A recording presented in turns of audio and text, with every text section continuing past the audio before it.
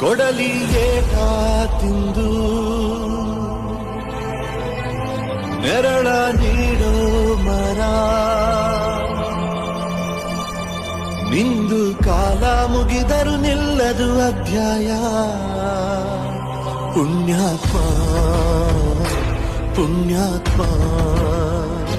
ನೀನಯ್ಯ ಪುಣ್ಯಾತ್ಮ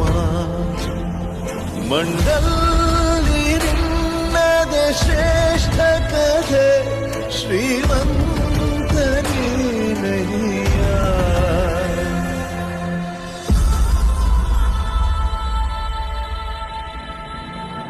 ನಿಂದು ತಾಯಿ ಗುಣ ತೀರೋದಿಲ್ಲ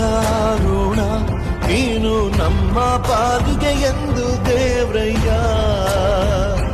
ಕಾನೂನು